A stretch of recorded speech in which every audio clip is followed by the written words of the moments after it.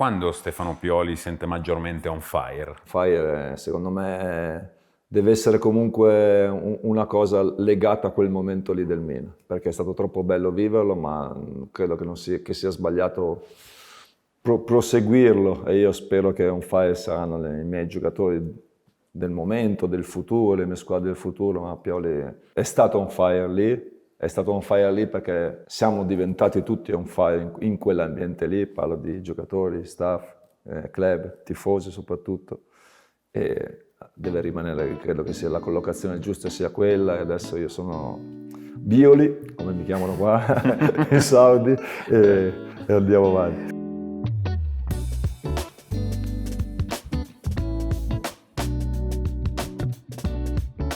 Racconti, aneddoti, curiosità, storie di Serie A da Riyadh, dal centro sportivo dell'Al Nassr di Stefano Pioli. Non è solo il centro, ma ormai è lui il padrone qui. Non è mio. Mister, come va? Bene, una bella esperienza, stimolante, diversa, onestamente quello che volevo. Ci sono tante cose chiaramente che sono differenti, tante abitudini differenti, ma insomma conoscere una nuova cultura, un nuovo campionato, nuovi giocatori, è una situazione che mi sta coinvolgendo tanto. Si è parlato tanto di lusso, di auto, di residence, eccetera, ma lei è riuscito più che altro ad integrarsi, mi pare di capire, in questa popolazione, in questo paese votato completamente al futuro per certi versi. Assolutamente sì, è un paese in grandissimo sviluppo, come è in sviluppo il calcio saudita. Chiaro che è un paese che vuole crescere, che vuole migliorare. Credo che stanno facendo sicuramente un buon lavoro. C'è ancora tanto da fare, ma stanno crescendo velocemente, hanno chiaramente le possibilità per investire nelle strutture, per investire negli allenatori, nelle costruzioni dell'Academy e tutto. Ci vorrà un po' di tempo, ma credo che hanno le possibilità e la volontà di arrivare a risultati importanti. Lei da cosa ha cominciato quando è arrivato qui? Dalla tecnica, dalla tattica, dalle strutture, da un mix di tutto questo? Da tutto, perché chiaramente se vengono chiamati, e sono tanti gli allenatori europei che allenano nella Liga Saudi, è per cercare di migliorare non solamente l'aspetto puro tecnico calcistico, ma anche quello che riguarda le strutture, quello che riguarda le conoscenze, quello che riguarda una cultura di lavoro. E quindi io e il mio staff abbiamo lavorato e stiamo lavorando, perché siamo solamente all'inizio, sono solamente quasi 4 mesi che siamo qua. In mezzo ci sono state tante soste di campionato e quindi stiamo lavorando per cercare di migliorare il tutto possibile. Loro hanno dato disponibilità totale, siamo stati accolti molto bene dal club, dai giocatori, dall'ambiente, e quindi stiamo lavorando bene, anche se all'inizio abbiamo ottenuto risultati migliori quando il lavoro era stato un po' più difficile, e adesso ultimamente abbiamo portato a casa risultati meno buoni, a discapito di quello che avremmo meritato e di quello che stiamo facendo anche a livello di qualità di gioco. Lei ha allenato tanti campioni, non capita tutti i giorni però di allenare Cristiano Ronaldo. Abbiamo letto qualche articolo, non in arabo, ancora non ci siamo arrivati in inglese, e sembra sia creata anche una certa chimica tra voi due, umanamente, professionalmente. Cristiano, io credo che non è solo un campione, cioè è di più, perché Cristiano insomma rimarrà comunque nella storia del calcio. Campioni ce ne sono, di leggende ce ne sono meno, e Cristiano è una leggenda. Ma il nostro rapporto è molto semplice e molto facile per me, perché Cristiano è un professionista incredibile. Cristiano vuole dare il meglio, vuole dare il massimo ogni giorno, vuole aiutare la squadra, è attento a tutto, e questo è un grande stimolo per un allenatore. Ma è attento a tutto in tutte le cose, non solamente sul campo, fuori, nel pre, nel post, nella nutrizione, nella struttura, per come si gioca. E quindi sicuramente è un grande stimolo, è un grande onore, è un grande piacere allenare una persona, un campione come lui. Parlate italiano? Sì, io parlo meglio italiano che inglese, anche lui parla italiano, ma preferisce, più delle volte mi risponde in inglese, ma ci capiamo bene, anche perché poi le cose di campo, del calcio, insomma, sono abbastanza facili anche in inglese. C'è anche del cibo italiano nella sua avventura araba? Il club qua è strutturato bene, nel senso che hanno fatto proprio quest'anno un nuovo ristorante nel club, quindi mangiamo insieme con la squadra 2 volte al giorno, con colazione e pranzo obbligatori, abbiamo due chef internazionali. Da questo punto di vista siamo di buon livello, e in più a Riyadh ci sono vari hotel italiani di alto livello, ma qui la possibilità di uscire alla sera e di andare a cena chiaramente non manca, perché ci sono tantissimi ristoranti di livello, ma di diverse regioni, di diverse etnie, quindi è anche piacevole provare un po' tutto. Ma quando ha lasciato il Milan si immaginava fosse l'Arabia Saudita la prossima destinazione? No, quando ho lasciato il Milan, appena lasciato il Milan ho avuto un paio di occasioni in Italia, un'occasione in Francia, ma appena lasciato il Milan non ero pronto mentalmente per prendere qualcosa d'altro. E poi dopo è arrivato questo, è arrivato con forza da parte loro, forza proprio motivazionale, di crescita, di sviluppo, e anche forza economica, questo sicuro. Ma onestamente devo dire che dopo il Milan la mia idea era più cercare qualcosa a livello internazionale, di provare qualcosa di diverso, di nuovo. E sono 20 anni, ho allenato 20 anni in Italia, non dico che ho fatto tutto perché c'è sempre da fare, e probabilmente, anzi sicuramente tornerò ad allenare in Italia. L'idea mi è piaciuto per come mi hanno contattato, per i dialoghi che abbiamo avuto, per gli incontri che abbiamo avuto, la loro curiosità, la loro dimostrazione di credere fermamente nella mia persona, nel mio modo di allenare, nel mio modo di essere. Questo mi è piaciuto molto. Almeno io ho sempre scelto per le sensazioni che ho avuto nei colloqui, che ho avuto nel cercare di capire che se i pensieri potevano essere comuni, sapendo che poi nel calcio trita tutto velocemente, che può cambiare tutto da un momento all'altro, ma questo fa parte del nostro mestiere, quindi si accetta. Ha parlato di vocazione internazionale, ricordo una sua intervista non di molto tempo fa in cui diceva: mi piacerebbe perfezionare il mio inglese, va meglio e si prepara per la Premier o è meglio ritornare in Italia? Improve every day. No, ma anche quello, io avevo già fatto un mio programma con la mia insegnante di inglese, con la quale faccio lezione tutte le settimane, 2 o 3 volte, già da un annetto. Avevo un programma con mia moglie di trasferirmi per un mese a Londra a settembre, se non avessimo trovato squadra, per andare a vedere un po' di partite, un po' di allenamenti, per vedere me e per chiaramente ma venire qua, io qua parlo in inglese in campo, parlo in inglese con la squadra quasi sempre. Il primo giorno Cristiano mi ha detto: ma forse se parli italiano entri un po' di più, adesso va meglio.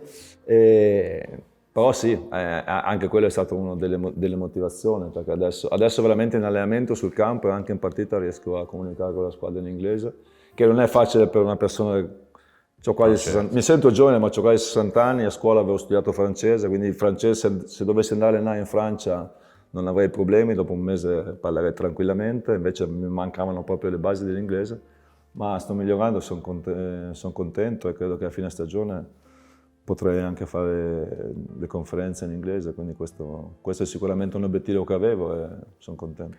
Quanto Stefano Pioli c'è nello Stefano Pioli di oggi, di quello che ha iniziato nelle giovanili del Bologna? L'unica cosa che è rimasta, poi sono cambiate in tutte le cose, l'unica cosa che è rimasta è la passione, è la voglia di andare al campo, di allenare i miei giocatori, di conoscere i miei giocatori, di rapportarmi con loro, di cercare di migliorarli, cercare di entrare nella loro testa. Quella non è sicuramente mai cambiata. Poi se mi vedessero adesso i miei giocatori che allenavo nel 99, che allenavo o il primo anno in prima squadra della Salernitana nel 2003, 20 anni fa, come alleno adesso, credo di aver cambiato al 100%, perché è chiaro che ogni esperienza che fai, poi credo che il calcio, il fatto di avere la passione, di essere curiosi, ti aiuti sempre a portare cose nuove, cose differenti, è quello dove ho sempre spinto anche il mio staff, cercare di proporre cose nuove, di andare ai tempi. Io guardo tutte le partite del mondo, studio tutti gli allenatori per come allenano, per come comunicano, per come motivano, quindi è chiaro che in questo tempo sono cambiato tanto. Poi le esperienze che ho avuto, ho fatto tante cose positive, ho fatto anche tanti errori, ma ho sempre imparato tanto dai miei errori, le lezioni mi sono servite, e quindi chiaramente sono un altro allenatore in questo momento sicuramente, o forse anche un'altra persona per tutte comunque le esperienze che ho avuto, i rapporti che ho avuto, e quindi mi hanno insegnato tante cose, tanti grandi giocatori, tante pressioni, quindi gestire un po' tutto sicuramente non sono lo stesso, tranne la passione che è rimasta invariata, sono sicuramente cambiato, credo, in tutto. Lei fa parte di 8 allenatori nella storia che hanno allenato Inter e Milan, lo sapeva?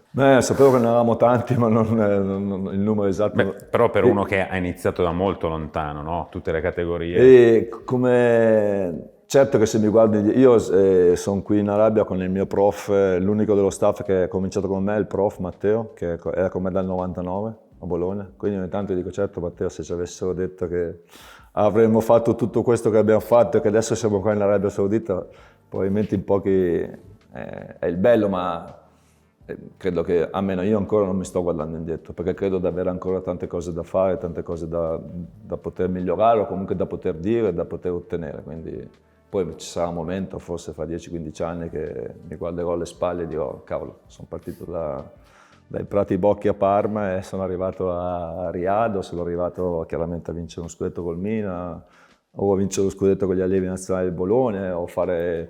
Perché poi dopo si ricordano chiaramente, vabbè, adesso lo scudetto del Milan. Certo. Ma io tutte le volte che, non so, ho allenato il Chievo e ci siamo salvati, ho allenato il Sassuolo, l'obiettivo era essere ai playoff e ci siamo andati, ho allenato il Bologna che siamo arrivati che aveva 0 punti, poi siamo arrivati a 51 punti. Quelle sono tutte state successi e vittorie che comunque mi hanno permesso di fare poi la carriera che abbiamo fatto. Poi dentro a un percorso ci sono state anche tante situazioni negative, ma che però credo che faccia proprio parte di una carriera, e poi comunque il nostro mestiere è così tanto e così troppo legato ai risultati che le cose possono andare bene, possono andare male, magari tu pensi, e io sono sicuro che abbiamo lavorato in un certo modo, con criterio, con logica, con professionalità, con serietà, però poi dopo a volte...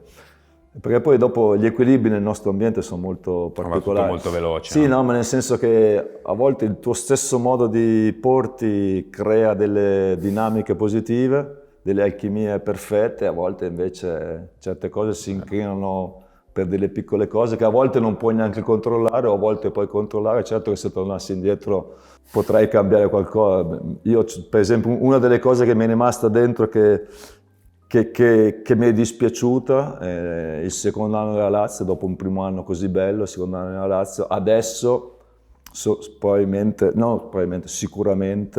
l'avrei gestito diversamente e avrei ottenuto dei risultati diversi. Quella è stata una situazione che mi aveva pesato perché stavo bene là e avevamo creato qualcosa secondo me di importante anche là, però poi il secondo anno con alcune gestioni, alcune dinamiche non le avevo colte al volo e ci siamo un pochettino persi. Di sicuro sta cogliendo al volo la dinamica dell'intervista, perché la domanda successiva è sulla Lazio, perché Marco Parolo, proprio a Storie di Serie A, ha detto Stefano Pioli 10 anni fa aveva già idee innovative.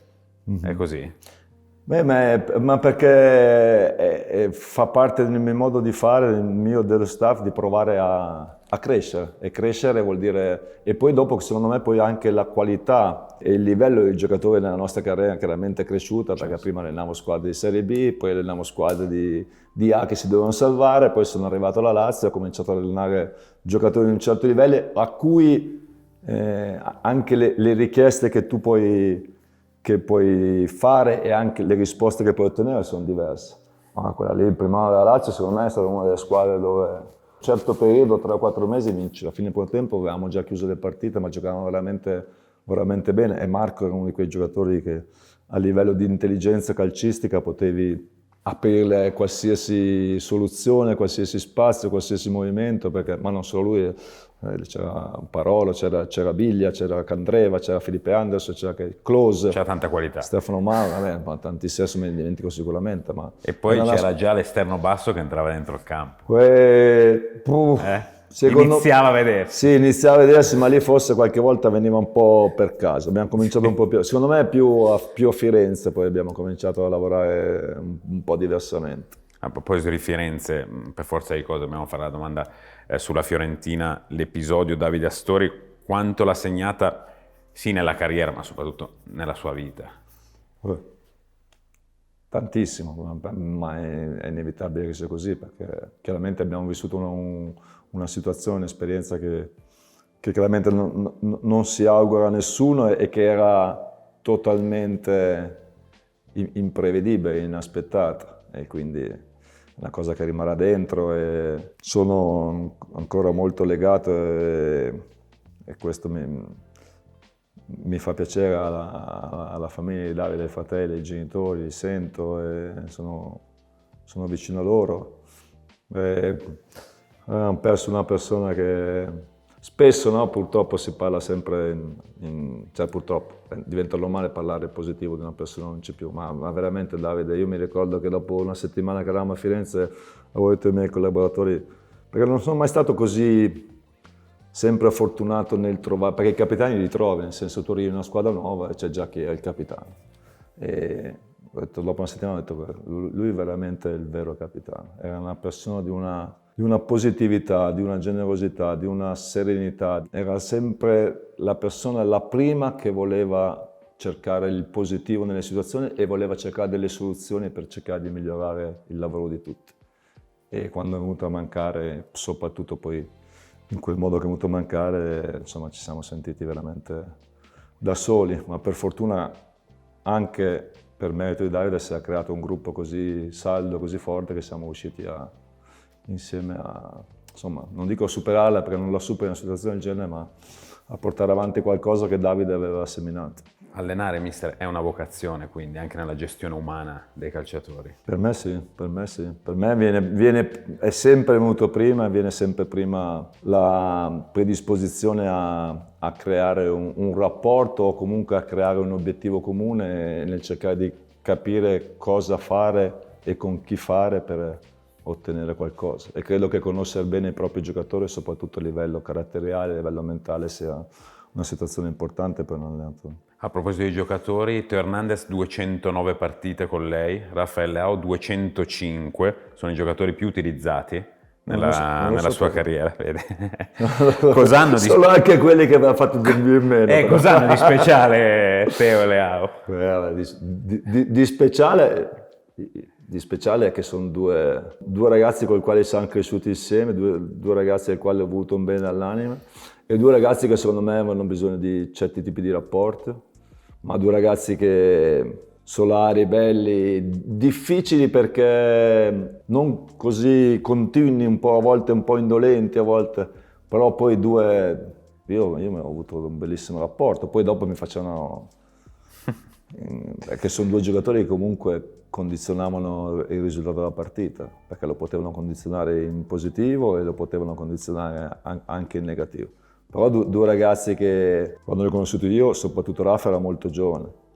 Teo forse era il secondo anno forse che giocava con continuità, perché era andato dal Real Madrid, credo in prestito, non so, mi ricordo se è Sociedad, sono anche in Spagna. E quindi, secondo me, soprattutto arrivando in un campionato così complicato, un ambiente così, comunque in Italia dove c'è così tanta pressione, tante aspettative, hanno bisogno di essere aiutati, spronati, stimolati, perché poi dopo aiutarli non vuol dire coccolarli, però a volte vuol dire coccolarli, a volte vuol dire dargli un bastone, carota in ufficio, una volta in ufficio, una volta davanti a tutti, una volta complimenti. Insomma è stato un bel lavoro e credo che abbiamo ottenuto successi importanti. Si sente un po' il padre calcistico di loro due? Io mi sento padre calcistico di tutti i giocatori che ho avuto, di tutti i giocatori, perché per me e per lo staff il primo obiettivo, la priorità è sempre stata a fine anno quanti giocatori siamo riusciti a far crescere, secondo chiaramente i nostri principi calcistici e non solamente calcistici ma anche morali. Questo è sempre stato il primo obiettivo. Poi è chiaro che c'è di pari passo va il rispetto delle aspettative del club e quindi di ottenere risultati. Ma da allenatore, se tu mi chiedi qual è la mia priorità, è migliorare i giocatori che ho a disposizione. Quindi mi sento, e per migliorare i giocatori a disposizione non è sufficiente, almeno per come sono fatto io, non è sufficiente solamente tutto quello che riguarda il campo. Ci vuole anche altro, secondo me. C'è un giocatore invece che ha pensato questo è veramente forte ma non è riuscito a far emergere magari un rimpianto, non parlo solo di Milan, in generale. Magari più di uno. Ma sicuramente più di uno, perché poi dopo il tuo modo di fare, il tuo modo di essere, uno non funziona con tutti e due non può piacere a tutti, perché è inevitabile che possa essere così. Credo che onestamente nel corso della mia carriera sono stati più i giocatori dai quali sono riuscito a prendere tanto piuttosto che quelli che invece, però chiaramente ci sono stati anche giocatori che, non so, De Ketelaere adesso è quello sulla bocca di tutti, ma è chiaro che De Ketelaere non credo che sia stata solamente colpa mia, ma probabilmente con De Ketelaere qualcosina non ha funzionato, mentre adesso con Gasperini l'ambiente, tutto, la squadra, il modo di giocare, poi andiamo su tante cose, però uno può essere lui, ma sicuramente ce ne saranno anche altri. Lei è appassionato di bicicletta. Che corsa tappe? Qui non si va in bicicletta. Qui se vai in bicicletta. Qui non ne abbiamo vista una, dobbiamo dire la verità. Non ne abbiamo vista una. Che corsa tappe è stata quella con il Milan per arrivare poi allo scudetto? Ci sono magari 3 Gran Premi della montagna che possiamo mettere? Mi piacerebbe dire che è stato un Giro d'Italia, ma credo che il Tour de France sia comunque la corsa tappa la più importante al mondo, è stato un Tour de France. Tour de France con tante vette da raggiungere, tanti Gran Premi della montagna, con delle picchiate in basso, perché ho preso anche tante bastonate, però poi alla fine insomma, rimarrà che comunque abbiamo fatto un percorso dove siamo cresciuti tanto, dove siamo riusciti a vincere, ma non lo dico adesso perché non ci sono più, ma comunque io credo che alla fine dei conti si può dire tutto e niente di un lavoro di un allenatore, ma credo che alla fine rimanga quello che hai trovato quando sei arrivato e quello che hai lasciato quando siamo andati via, e credo che il bilancio non possa che essere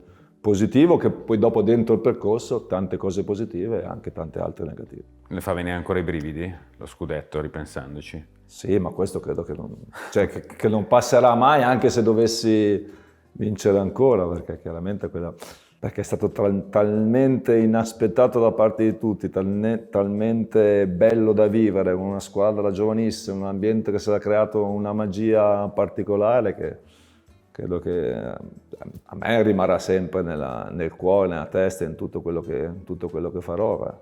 Chiaro che bisogna andare oltre, sto andando oltre, non è che sono legato, non è che mi sono fermato lì, però rimarrà sempre. Negli anni prima abbiamo parlato del rimpianto, parliamo proprio del Milan. C'è stato un giocatore che ha voluto fortemente, che ha speso tante parole con la dirigenza, questo lo voglio a tutti i costi? Beh, l'ho fatto tante volte lo sono stato accontentato. No, però ho sempre avuto un ottimo rapporto con i dirigenti, e funzionava così, con Rick e Paolo mi dicevano sempre guardati Tizio Caio Sempronio, io poi cercavo di dare la mia valutazione e poi dopo loro cercavano di chiudere il cerchio quando ci riuscivano, così è stato anche poi nell'anno scorso, quindi credo che tante cose abbiano funzionato e poi qualche altra, come naturalmente può succedere tra tante scelte che fai, hanno funzionato meno. E poi adesso si usa tanto, è un po' come ho detto prima sul fatto quando ho fatto il colloquio qui al Nasser, si usa tanto, e una volta non si faceva qualche anno fa, chiamare prima i giocatori, videochiamate. E devo dire che secondo me poche volte mi sono sbagliato, nel senso che poche volte quando ho conosciuto un giocatore poi dopo sceglievo, dicevo ok, è il giocatore la persona giusta per noi, e poi si è rivelato invece diversamente o viceversa.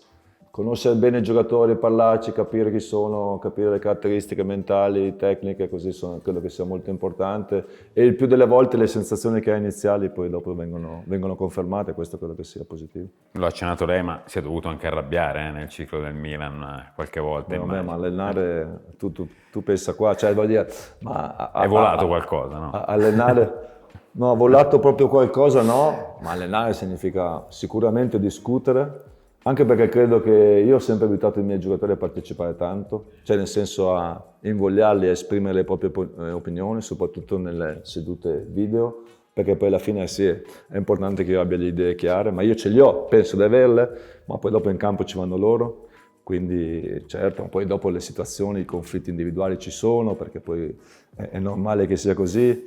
Io poi qui sembro molto più equilibrato, molto più tranquillo, ma poi quando lavoro, quando sono sul campo, quando c'è da preparare una partita, pretendo molto da me stesso e molto dai giocatori, quindi è normale che ci sono stati tanti episodi dove ci sono state delle discussioni, dei litigi, ma siamo stati bravi sempre ad avere come obiettivo comunque il bene della squadra e mai le cose individuali, nel senso io non sono poi uno che succede, il giorno dopo per me si riparte da zero, sempre chiaramente nel rispetto dei ruoli e soprattutto nel rispetto delle persone. Quando è nata l'idea del tatuaggio? Quando hai scelto Non era per niente nata, è nata così. così? Appena mi hanno chiesto cosa è, tac, faccio quello e ho fatto così. Anche perché ce ne ho un po' e sono tutte cose A cui è legato? molto sentite per me. Si vede anche da come lo dici, cioè ripercorre un po' la vita all'interno di questi disegni. Sì. A mente fredda, il ciclo del Milan era concluso o c'è qualche rimpianto? No, nessun impianto, perché io ho dato tutto, veramente tutto, e ho ricevuto tantissimo, quindi non ho nessun rimpianto, assolutamente no. A proposito di casa, perché poi Milanello è stata a casa, Barbara, sua moglie, l'ha seguita anche qui, in Arabia.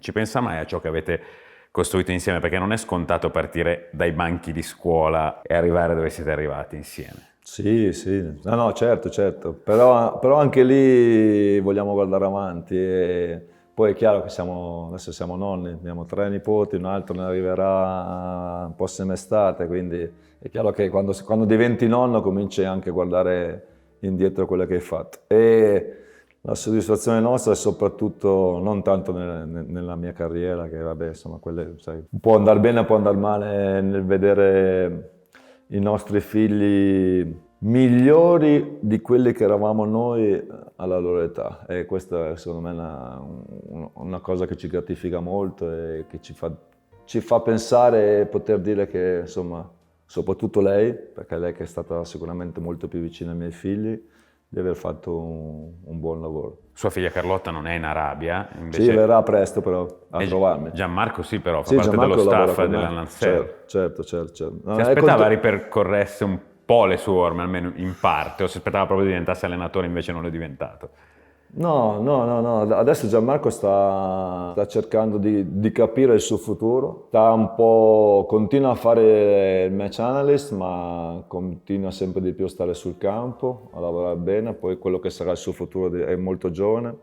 Credo che sia intelligente per portarsi a casa da questa esperienza, perché ormai sono quasi 10 anni che lavora, quindi è partito molto giovane, ha avuto questa fortuna, questa chiaramente fortuna di essere stato inserito, ma è intelligente per portarsi a casa esperienze importanti, e poi perché quello che sarà il suo futuro, se è allenatore, se continuare analista, sono sensazioni che dovrà vivere lui.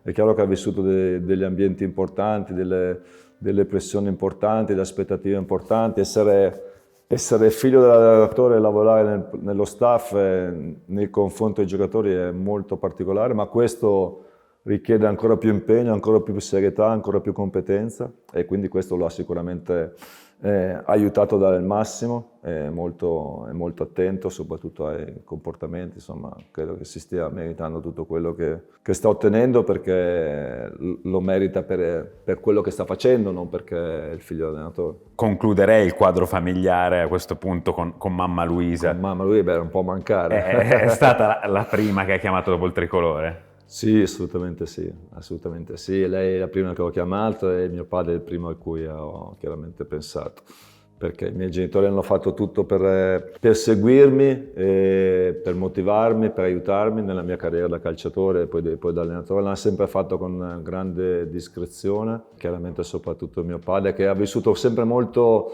in prima persona la mia carriera, perché sai che quando hai un figlio comunque, insomma, famoso non lo so, ma comunque conosciuto, allora ricevi i complimenti quando le cose vanno male, ma soprattutto ricevi ma tuo figlio sta andando male, e quindi mio padre ha sempre subito troppo, e dicevo sempre: papà, guarda che sto facendo bene, comunque sto facendo una carriera che è quello che volevo, quindi se anche ti dicono tuo figlio sta giocando male, tuo figlio d'allenatore non è bravo, vai avanti. E quindi lui avrebbe veramente gioito tantissimo per lo scudetto. Uniamo allora famiglia e passione con 3 domande flash. Facile. Mi avete fatto commuovere, vabbè dai, vai avanti. Non era l'obiettivo, o forse sì. Sostanza, squisitezza e classe dei cappelletti di mamma Luisa, a che giocatori li associamo? Anolini, a noi sono Anolini. Attenzione. Scriviamo questo. A Parma sono Anolini, hai detto? Squisitezza e classe e magari anche la sostanza. Vabbè, Cristiano, dai. Direi che è Anolino, perché Cristiano Dopo glielo spieghiamo bene. Glielo così, spieghiamo. lui non Cristiano. Lo facciamo mangiare, difficile. Lo facciamo mangiare, qua è difficile. Il rovescio di Sinner lo paragoniamo al tiro di? Lo paragoniamo al tiro di Teo. E l'ambizione unita al talento di Michael Jordan è simile a quella di quale giocatore che ha allenato? Cristiano. C'è sempre lui, 2 su 3. Vabbè, stiamo parlando di Sinner, uno al mondo, e Cristiano, siamo lì. Ancora le ultime 3, perché abbiamo parlato di tatuaggi, ma neanche tanti braccialetti. Ce n'è uno al quale è maggiormente affezionato, cioè hanno un significato? Sì, hanno un significato, perché ogni braccialetto fa parte della mia carriera, e quindi hanno un significato, ma sono legato a tutti, perché poi alla fine la mia carriera è composta da tante esperienze, quindi, e tutte le esperienze, anche quelle che sono state negative, comunque mi hanno permesso poi di essere qui e di essere diventato quello che poi sono diventato. Quando Stefano Pioli si sente maggiormente on fire nella vita? Adesso quando sto con i miei nipoti sono sempre on fire, anche perché li vizio parecchio, quindi mi sento on fire. Vabbè, ma l'ho detto, lo sto dicendo in questi giorni, insomma, on fire secondo me deve essere comunque una cosa legata a quel momento lì del Milan, perché è stato troppo bello viverlo, ma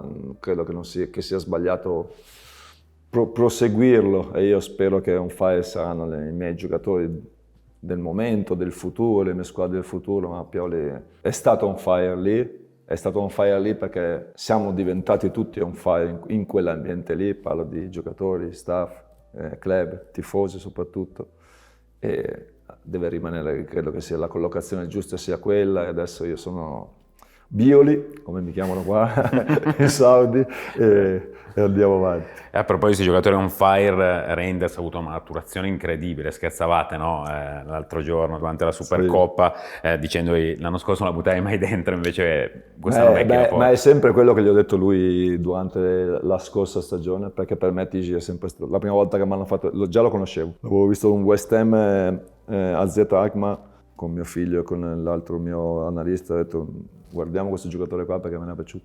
Per me è un giocatore di un'intelligenza, di una qualità, di una classe incredibile, però l'anno scorso ha avuto tante occasioni per segnare, eppure in allenamento, perché lui ha un gran tiro preciso e non riusciva a segnare. Il primo anno in Italia è sempre molto difficile per i giocatori, sempre, perché siamo complicati, noi siamo diversi, siamo più strateghi, più tattici, più calcio più difficile da sviluppare. Ma sulle qualità di Tigi mai avuto un dubbio. Christian Pulisic intanto ha preso il volo. Vabbè, ma un altro di quei giocatori con una mentalità, una qualità incredibile, un altro di quei giocatori con i quali il primo colloquio fatto in videochiamata ero già convinto prima, perché lo conoscevo come giocatore, l'avevo studiato chiaramente per le caratteristiche che ci servivano, ma l'avevo visto così focalizzato, così umile, così voglioso di affrontare una nuova esperienza, che Christian poi è un top.